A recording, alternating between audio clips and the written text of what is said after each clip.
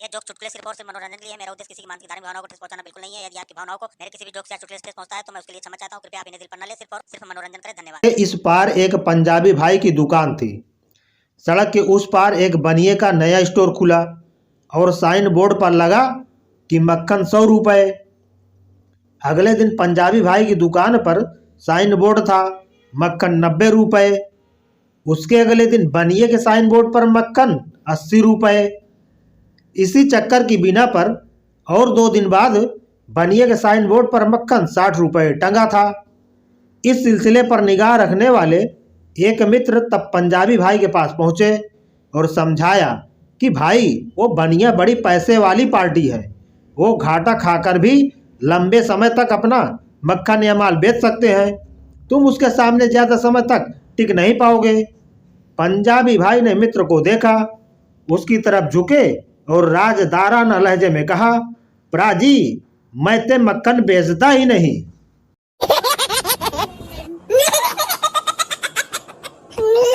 Express train करीब करीब खाली ही थी।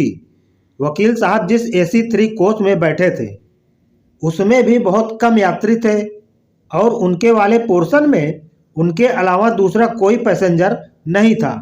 तभी एक महिला कोच में उनके वाले पोर्शन में आई और वकील साहब से बोली, मिस्टर तुम्हारे पास जो भी रुपया, सोना, घड़ी, मोबाइल है सब मुझे सौंप दो, नहीं तो मैं चिल्लाऊंगी कि तुमने मेरे साथ छेड़छाड़ की है। वकील साहब ने शांति से अपने ब्रीफकेस से एक कागज निकाला और उस पर लिखा, मैं मूक बधिर हूँ, ना बोल सकता हूँ और ना ही सुन सकता हूँ, तुम्हें जो कुछ कहना है इस कागज पर लिख दो। महिला ने जो भी कहा था वह उसी कागज पर लिख कर दे दिया। वकील साहब ने उस कागज को मोड़कर हिफाजत से अपनी जेब में रखा और बोले, हाँ अब चिल्लाओ कि मैंने तुम्हारे साथ छेड़छाड़ की है, अब मेरे पास तुम्हारा लिखित बयान है। बैंक कस्टमर, अगर मैं आज चेक जमा करूं तो वो कब क्लियर होगा? क्लर्क, 3 दिन में। कस्टमर, मेरा चेक तो सामने वाली बैंक का है, दोनों बैंक आमने सामने है, फिर भी इतना समय क्यों? क्लर्क, सर प्रोसीजर फॉलो करना पड़ता है ना। सोचो आप कहीं जा रहे हो और बाजू में ही शमशान है, अगर आप शमशान के बाहर ही मर गए तो आपको पहले घर ले कर जाएंगे या वहीं निपटा देंगे? कस्टमर बेचारा बेहोश।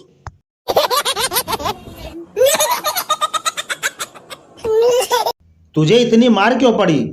भांजा, बारात में गलत बोल गया। मामा, क्या? भांजा, वारी वर्सी खटन गयासी, खटके ले आंदा तार, भंगड़ा तभी सजेगा जब नाचे कुड़ी का यार। मामा, फिर तो मार पड़नी ही थी। भांजा, मुझे तो सिर्फ मार ही पड़ी, जो बंदा नाचा उसकी तो परसों 13वीं है।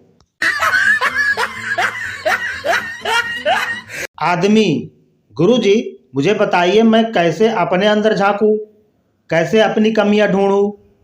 गुरुजी बोले, बेटा बहुत आसान है, शादी कर लो, तुम्हारी पत्नी न केवल तुम्हारी बल्कि तुम्हारे पूरे खानदान की कमियां इतनी बार गिनवाएगी कि तुम्हें याद हो जाएंगी।